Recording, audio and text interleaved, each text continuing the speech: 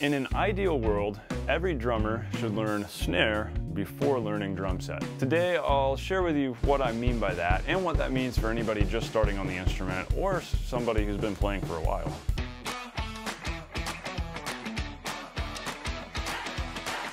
Hey everybody, welcome to The Non-Glamorous Drummer. If you're new to the channel, be sure to hit the subscribe button. And big thanks to the good folks over at Movement Drum Co. They were kind enough to partner with me on today's video and send me one of their newer Movement Drum Co. pads, which is a really cool, really practical pad in my opinion, because it's got the softer surface here, which feels kind of like a tom, gives you a little bit of a workout. And I feel like it's the most practical surface to practice on. Then there's a more bouncy side too, where you can work more on articulation. It's a super cool pad. I encourage you to check these out via the description below. What I'm not saying today is that if you're a drum set player and you've never really worked on rudimental snare or concert snare, that kind of stuff, then you're wrong, you gotta go back and you gotta fix it. No, because when I first started playing drum set, I definitely wasn't doing a lot of snare stuff and focusing on technique. But I believe that if you spend the time to really focus on your snare technique, focus on some basic rudiments, what your hands are doing, maybe even while practicing other stuff around the kit, you're gonna grow much faster in your technique. Learning snare and working on some of those snare basics, whether it's a open roll, closed roll, singles, doubles, paradiddles, whatever you're working on, flams, that's really gonna help your technique and help your control.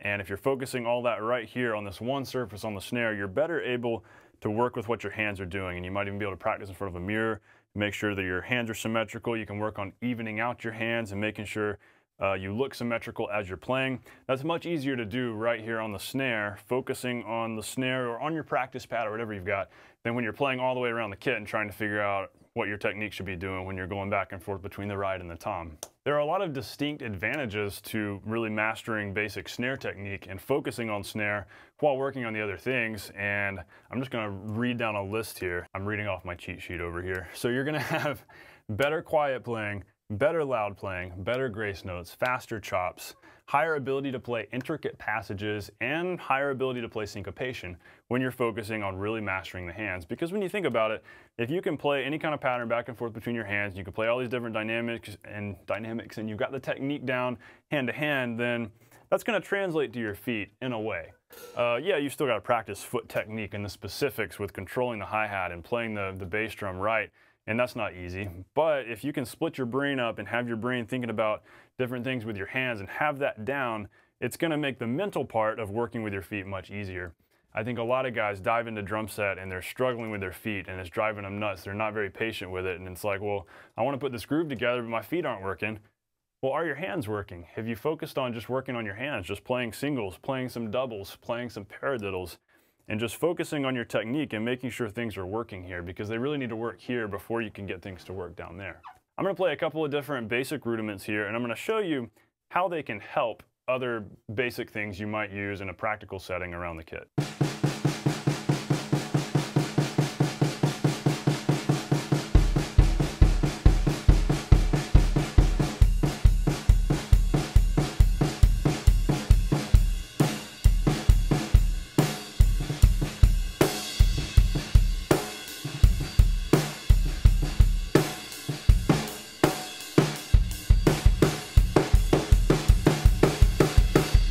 You get the idea there. Even basic singles can translate to a back and forth using your kick in just a basic 16th groove.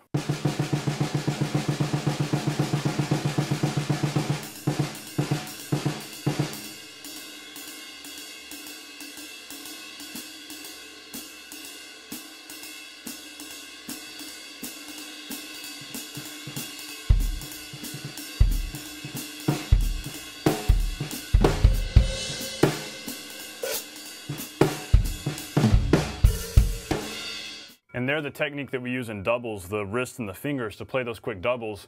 That's super important if you start playing a swing pattern. And that's also important in playing grace notes. I'm just gonna play a basic groove with some grace notes. You'll hear how basically I'm adding these little roughs that are very much half of a double.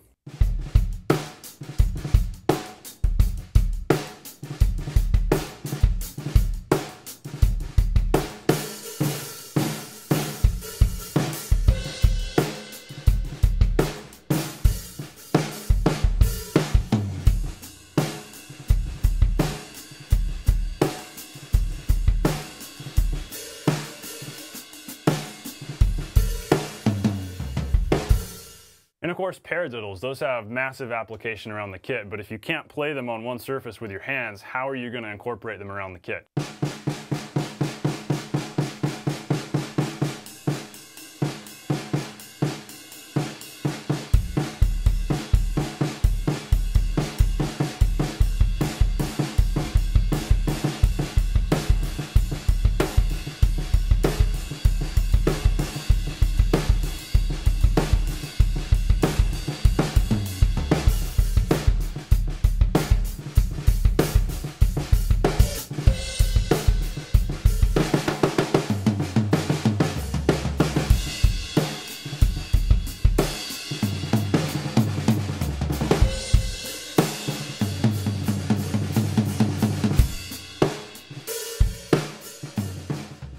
And actually, as far as playing like weird triplet kind of fills, almost jazz fills around the kit, like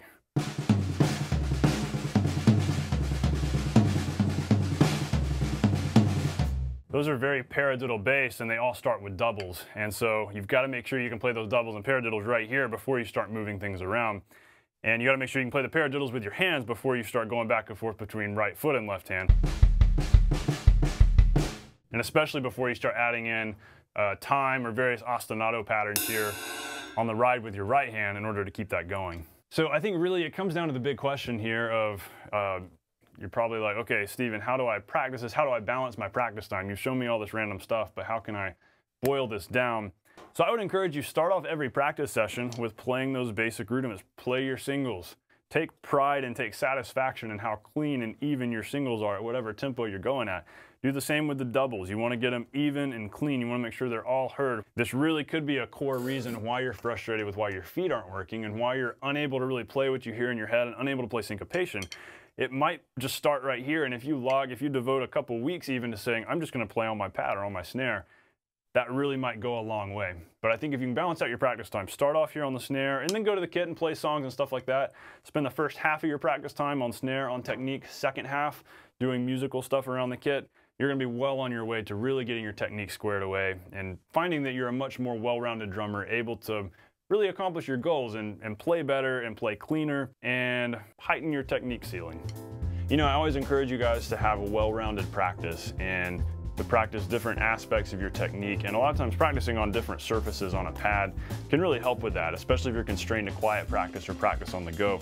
I love how with this pad you can practice working out and really building up that strength on the soft side, flip it over and practice playing quietly, focus on your bounce and your rebound and the articulation and making sure that all those notes are even as you're playing them.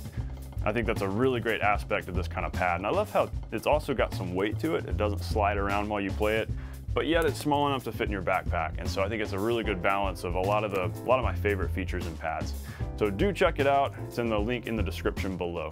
Hey, I hope this video helped you out and really provided you with some valuable practicing information to really make sure that you're working your technique and becoming the most well-rounded drummer you could be. If this did help you out and you're new to the channel, I hope you'll subscribe and I hope that you'll share the video with somebody else. Thanks guys so much for watching, and I will see you next week.